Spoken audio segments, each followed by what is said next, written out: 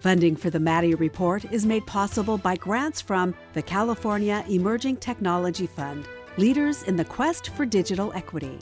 The James Irvine Foundation, committed to a California where all low-income workers have the power to advance economically. Fresno State Associated Students, Inc., students serving students. BNSF Railway, moving our economy for 160 years. And The Wonderful Company. The Maddy Report is also made possible thanks to contributions from Harris Ranch Inn and Restaurant and E&J Gallo Winery. From the Maddy Institute, the Public Policy Institute for the Valley's 4 public universities, this is the Maddy Report with Executive Director of the Maddy Institute, Mark Keppler. The ethical lapses of elected officials on both sides of the political aisle has led some to become cynical or check out of the political process. Obviously, that's not good for democracy. In California, the state's Fair Political Practices Commission, or the FPPC, has long been viewed as a national leader in regulating government ethics. The question is, does it have the tools to do its job in an increasingly hyper-partisan and complex political environment? We'll ask our guest, Richard Miadich. He is the current chairperson of the California Fair Political Practices Commission. Welcome to the Maddy Report. Well, thank you for having me. I appreciate it. So we're very happy to have you. Well, first of all, it might be helpful to get some background on the FPPC. Who makes up the commission? What is their charge? And what is their objective? Yeah, so the FPPC is an independent executive branch agency here in California. And our main task is enforcing, interpreting, and administering the state's campaign finance and government ethics laws. And so we have about 100 employees divided between the legal division, the administrative division, and our enforcement division. The commission itself comprises of 5 individuals. The chair, that's me, and another individual who's appointed by the governor. We cannot be of the same political party, though. So this is a non-partisan agency. The other 3 members are appointed by the Secretary of State, the Attorney General, and the State Controller. So could you give us a little history of where did the FPPC come from? How did it start? Yeah, it was pretty much California's direct response to the Watergate scandal at the federal level. And so as folks may recall, the Watergate scandal involving former President Nixon, the Watergate Commission uncovered numerous things, including that there were unidentified significant contributions that were going to the former president's campaign. There were also instances in which contributors were being coerced into giving money. There were issues with government contractors being required to give contributions in order to maintain those contracts. And then there were also folks who were being offered government contracts in exchange for contributions. So these things came together at the federal level to result in the Federal Elections Campaign Act. And here in California, we followed suit in 1974 with Proposition 9, which created the commission. Okay, so what are the kinds of things that the FPPC regulates? I mean, what would be considered possible violations of the act? Yeah, so with respect to campaign spending, we regulate all aspects of campaign finance in California, both at the state and at the local level. So what that means is how contributions are given. The amounts that are given are limited here in California. There are disclosure requirements. So the donors have to be identified. They have to be reported by these candidates. And incidentally, this also applies with respect to ballot measure campaigns for which contributions are given. Separately, there are also disclosure requirements and reports that are filed by candidates and campaigns on an ongoing basis, disclosing how they're spending that money. So any of those activities are regulated by our commission and can be the source of a violation. Okay, but it seems like many of the laws that the FPPC interprets or enforces were adopted in the 1970s, as you said, as a result of Watergate, when campaigns looked, frankly, a lot different than they do today. So how has the FPPC kept pace with all those changes? Yeah, that is one of the things that we're constantly doing, always looking at ways to keep pace with modern campaigns. So, of course, one of the obvious things is, back in the 1970s, all reports were filed in paper. They were hand delivered oftentimes, and they required a wet signature, an original signature by the candidate or the principal officer. Throughout the years, many of those requirements, particularly in the last few years, we've been successful in working with the legislature and the Secretary of State's office to allow digital versions of reports to be filed. Digital signatures, which are verified but are not wet signatures, are also eligible for use now. And then, of course, the advent of how do campaigns communicate with voters? It used to be lawn signs, it used to be traditional mailers, and we still get those mailers. Those haven't really gone away. Yeah, yes, I know. that we're seeing these days is digital political advertising. And it's exponentially increased in the last 10 years from a couple tens of millions of dollars to we're talking billions of dollars now, every election cycle being spent on digital media. Yeah, it's kind of like the way newspapers have gone digital, right? You don't see really the hard copy. You're seeing everything increasingly. People are on their phones or using some kind of digital communication. So That's right. what are the kind of you see as the current goals and activities of the FPPC in this new environment? Yeah, definitely keeping pace with the evolving use of digital media. And so over the years, we've had several different initiatives in the last 4 years. We put together the Digital Transparency Task Force specifically to look at issues with modernizing the act to keep pace with this, because ultimately, at the end of the day, providing transparency to the voters is our main task. And whether this is going to be through digital media or traditional print media, we're always keeping an eye on the prize there and trying to do that. Okay, well, up next, campaign finance law. Is it all bark and no bite, as some suggest, or is there some bite to back up that bark? That conversation in a moment. This is the Maddy Report. We're talking with Richard Miadich. He's the chairperson of the California Fair Political Practice Commission. Can you give us a general overview of California's campaign finance laws? Sure. And so with respect to both state and local levels, we have contribution limits. So these limit the amount that individuals, both themselves and collectively with other individuals, can contribute to candidates.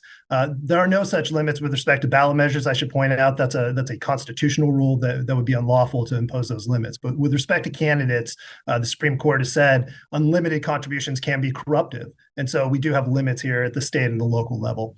Setting aside limits, in addition to that, we have a reporting scheme. And so that means all campaign contributions and all expenditures by candidates and campaigns must be disclosed on a timely basis to the Secretary of State's office so the public can see how that money is being spent, who is contributing to particular campaigns, et cetera. These are important that we have those disclosure rules because there are many types of limits with respect to campaigns and campaign finance. There are limits on who can give. A lobbyist, for example, it would not be allowed to give a campaign contribution to a member of the legislature if they were registered to lobby them. So a disclosure report showing that activity is what allows us to enforce that type of limitation. Yeah, so the disclosure reports are very important. It seems almost dizzying, the number of things you have to know. If a novice is running for office, boy, there's a lot of things. They better talk to a lawyer, election lawyer, to make sure they're not missing anything. There are a lot of rules there. Where are all these reports filed? Where can people find them? Yeah, so the most reports at the state level are going to be filed with the California Secretary of State's office, and they have an online platform called Cal Access. And so any member of the public can go to the SOS's website, access Cal Access, and see the most recent reports filed by state candidates and campaigns. At the local level, those reports are typically filed with a local elections official or a clerk. Yeah, so we were talking about there's lots of rules regarding campaign finance reporting. What are some of the ones that people might want to know about? Yeah, I think, certainly providing information if you want to give to a candidate, you're going to have to disclose your occupation and employer. That's key information that the candidate's going to need in order to input that into their disclosure report. And there are rules that say if you don't provide that and they can't obtain it from you, they have to actually give back the contribution. So those are certainly important rules for everyone to understand. Understanding what the applicable contribution limits are, so that when you're giving, you're not giving too much and exceeding those limits. Again, that's something that's very important. What are some of the limits that we're talking about here? I mean, are they 100,000? Is it 5,000? Is it $500? I mean, what kind of numbers are we talking about? Yeah, the limits cascade depending on the type of office. Obviously, statewide offices here in a state like California, they're pretty significant, approaching $10,000 or so per election. When you get down to smaller races, assembly races, and we actually have default local contribution limits, they're around $4,900 per election. Yeah, so that's actually, think about how much it takes to run a campaign. They have to go out and talk to a lot of people to get that. To collect all those funding. Let me ask you another question about, as I understand it, so the commission doesn't regulate the content of political advertising because that would be considered, free speech. Don't want to interfere with that. Does that mean there are no limits? For example, what about political advertising that promotes racist or other unlawfully discriminatory conduct, or even stuff that maybe might incite violence? Yeah, so you're correct. The commission doesn't have direct jurisdiction over types of speech, hate speech, et cetera, that would otherwise be unlawful. Our mission, I mentioned this a moment ago, really is to provide transparency to the public. So they have timely, accurate information on who it is that's behind an advertisement that's trying to influence their vote. Now, that information, the timely disclosure of it, is key to holding the speakers accountable. Because without that information, how would the voters know who to hold accountable for whatever type of speech, whether it's misinformation, hate speech, et cetera, is being sent their way? Yeah, it seems like the focus really is on transparency. So I just wondering, by the way, what is the commission doing when it comes to pre-election compliance? Yeah, pre-election, we do several things. We have an ad watch program, so you can go to our website. If a member of the public believes that there's an advertisement that doesn't have the correct disclosure on it of who is behind that advertisement, who the top funders are, there's an email portal. They can send us that information directly, a copy of the advertisement, and folks in our enforcement division will follow up on that. We also, our complaints during election season are prioritized to things related to upcoming elections. And so we make every effort to get candidates or campaigns that haven't filed a report, perhaps, to file those before the election so the voters have the information that they need. And if they don't do it willingly, we have on occasion gone to court and obtained an injunction to obtain that information. We believe that information, that transparency is really critical for the voters. Yeah, and you see that in every election cycle. I'm sure people on both sides of the aisle are complaining about the other side. Up next, what are some of the new campaign strategies and tactics that the California Fair Political Practice Commission is confronting? That conversation in a moment. This is the Maddy Report. We're talking with Richard Miadich. He's the chairperson of the FPPC. Let's talk about some examples. Influencers, something we see a lot of today. They're kind of new to the internet phenomenon. What action has the commission taken to increase transparency and accountability when it comes to influencers? Yeah, so this is something that came directly out of the last presidential election cycle. Well, we noticed that there were some candidates who were employing influencers, so people who use social media to try and to gain notoriety, et cetera, to put out campaign information. They would be paid behind the scenes for that. So this isn't something that the public would know. It wasn't as if the post itself had a disclaimer or that the campaigns were necessarily reporting this. And so in California, we took action at the commission to change our rules to ensure that campaigns that do employ influencers must, one, ensure that their reports are disclosing those payments and where these posts are appearing so that the public knows what is being paid for. But more importantly, we were successful in getting the legislature to adopt a new statute that requires the disclaimer to be on the post itself. So when you see something come across your social media feed, it's being paid for, you're going to know about it. Yeah. You're going to know that's not just organic speech. Right. It's all, again, part of transparency. So let's talk about another kind of new thing, bots. What problems do they pose for the political process, and how does the FPPC attempt to address those problems? Yeah, this was a fascinating issue that actually came up from one of our colleagues on the commission. She asked us about amplification of campaign ads using artificial intelligence, bots, et cetera. And so essentially what campaigns were doing was they were purchasing likes. And so if you went to their website or you went to a post on social media, it would appear as if 1 million people were liking this message, which of course gives the impression of greater popularity of whatever's being said or the particular candidate that's speaking. And in fact, it was artificial. It wasn't true. They were just paying for it. And there was no disclosure behind that. Yeah, that people got a completely wrong impression of what's going on. That's right. And so now they have to disclose it. That's what we were able to do, which we think is a great benefit. Okay, so what about this thing called checkbox contributions? What are they? What's FPPC doing about that? Yeah, so this was something, a lot of folks were I think, unintentionally falling into this, where they found a candidate or a cause they really supported, and they made a contribution. But the way the campaign had set it up is that contribution automatically opted the donor into recurring contributions. And so suddenly, instead of making a $50 contribution, 6 months later, you had made a $300 contribution to this cause of this candidate, when that in fact wasn't your intent at the beginning. There were no rules or restrictions in place for that. So we identified that. It was another success story for us working with the legislature. So we changed the law. So now there has to be affirmative consent. You can't opt somebody into continuing to contribute to you. You have to do the reverse. It sounds like you're constantly chasing new political strategies. What about LLCs? How are they used in the political process? And what has the FPPC done to increase transparency and accountability when it comes to LLCs?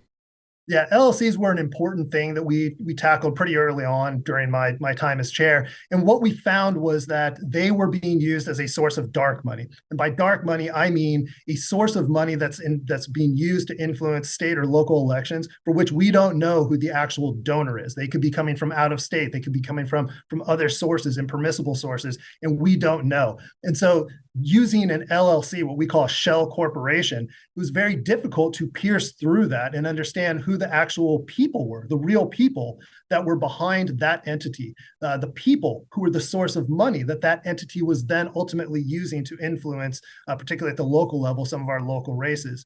And so we did two things. One, we changed our regulations so that if an LLC wants to participate and contribute money, it must file a report disclosing who the officers are that make those political decisions. So we know who the people are making those political decisions. And then secondly, working with the legislature again, we're able to change the law so that now LLCs must disclose who the people are and the sources of money that they receive. So now we get that through line. Who's making the decision and whose money is it that these entities are using to try and influence people's votes? Yeah, the dark money, just the concept doesn't even sound good.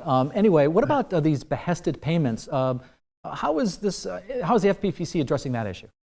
Yeah, so behested payments refers to a situation in which you have a public official and they may, for example, know that there's an organization, a nonprofit in their district that could use some assistance financially. And so the public official will put out a call to members of the community to, can you contribute? Can you donate money to this nonprofit and help them do something? Which I will say most of the time is a charitable act. It's a good thing. That's a good thing public officials do. We saw that during the pandemic with public officials getting support for certain organizations that were helping pandemic relief.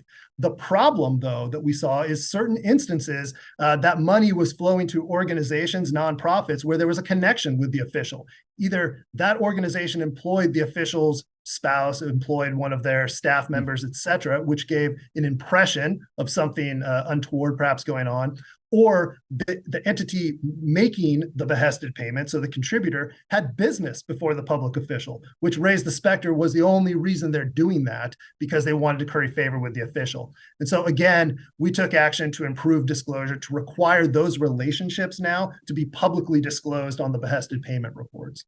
Okay, well, up next, the proliferation of misinformation is a fundamental problem in a democracy. Indeed, a well-informed electorate is a basic prerequisite to a functioning democracy. Is there anything that can or should be done for the public to protect the public against outright falsehoods, or is that something that should be left up to the individual alone? That conversation in a moment. This is the Maddy Report.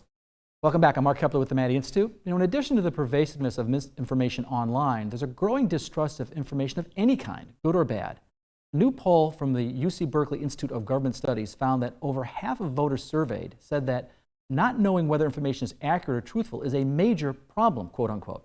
58% of voters generally have a low level of trust in political and election information that they get from mainstream media. And even more startling, 79%, almost 80%, reported low levels of trust in election news they see on social media, such as Facebook, Twitter, now known as X, and TikTok. We're talking with Richard Miadich. He's the chairperson of the California Fair Political Practice Commission. So there's been a lot of attention paid to misinformation being spread online. What, if anything, are you guys doing about that? Yeah, so a couple of years ago, we formulated the Digital Transparency Task Force specifically to try and improve the information that voters get online. And one of the key proposals there was to create a digital ad archive that any member of the public can access that contains the advertisements that campaigns have put out with all the information about who paid for that advertisement, where it ran, what audience it was targeted at, if in fact it was targeted at a specific audience. And this was something that the commission and the task force felt was really key to bringing more accountability to misinformation online. Knowing who it is what allows you to hold somebody accountable, right? So the identity of the speaker is key. The other piece that's key, though, is, the United States Supreme Court has said false speech, the appropriate response is counter speech. Well, in an online environment with a transient ad that comes up and then disappears, how do you do that unless you have the information on who that ad was targeted at if you're trying to respond to it? So this type of a platform, this type of an archive is really, in our minds, keys to responding to misinformation. Well, tech companies seem to be walking back policies meant to curb misinformation. Is the commission ready for the tsunami of falsehoods the public is likely to face in the upcoming election cycle? Yeah, well, the commission continues. We've been working at this for a couple of years. We continue to stand ready to try and get that archive up and running to give the public another tool to deal with that misinformation, because you're right, I don't see this going away anytime soon. And so the sooner we can get that archive up and running, I think that the better for the public. So misinformation, as you just said, is spread pretty rapidly on social media. Moreover, because we're in a hyper kind of politicized political climate environment, it's made content moderation on social media platforms really a hot button issue. Is attempting to regulate online misinformation a fool's errand, or even a good idea if we could do it? Yeah, my perspective is that I don't think that the government is particularly well situated to call balls and strikes on most falsehoods in political advertisement. I think that puts the government in a tough spot in the midst of a political campaign. I think, the archives that have attempted to do that have done it with mixed success. I think one thing that we can do and we continue to do is try and help the archives understand what is a political advertisement for purposes of reporting and regulation. They oftentimes aren't sure if something crosses the line to advocacy where it would be considered a political advertisement. So we help them with those types of things. But with respect to the content, I do think that's a very tough issue. Do you hear much from the legislature or lobbyists about, hey, stay away from this issue because it's kind of a hot button issue? People feel it's infringing on their free speech to some extent. It's not. I wouldn't say that we're hearing that necessarily from lobbyists or from the legislatures. Frankly, it's lawyers and it's the courts. You see the direction that the courts are taking, particularly. Isn't it always the lawyers? Well, I'm being honest with you, Mark. There are constitutional limits, and it's important that we abide by those. So we try to do the best we can within the structure of what the Constitution allows. We've only got about a minute left. I did want to ask you this. So what do you see as the biggest challenges and opportunities to ensure fair political practices in the upcoming election? Yeah, I think education and outreach is something that we've been focusing on the last few years, both from the perspective of informing the public about the different rules that govern campaign finance and providing them with tools to communicate with us in the event that somebody violates the law. So I think that's important. Giving candidates, particularly first-time candidates, we want more people participating in the political process. And so we need to have a better customer service lens to help them understand the complexity of the rules so they don't have to hire a lawyer just to run for office. And then teeing our enforcement structure so that a first-time candidate for school board doesn't feel like they're going to have to, sell their home to pay a fine if they make a silly mistake. So those are things that we're certainly focused on, in addition to the typical dark money and other issues that come up every campaign. Yeah, every campaign. Well, I want to thank our guest, Richard Miadich, the chairperson of the California Fair Political Practice Commission. If you want to keep up with state and local politics, you can sign up for our free e-newsletter, the Maddy Daily, just by logging on to our website at maddyinstitute.org. This is Mark Keppler for the Maddy Report. Thanks for joining us. The views expressed in the Maddy Report are those of the individuals participating in the program and do not necessarily reflect the views of the Maddy Institute. If you'd like to share your thoughts about today's episode of the Maddy Report, please visit our website at maddyinstitute.org.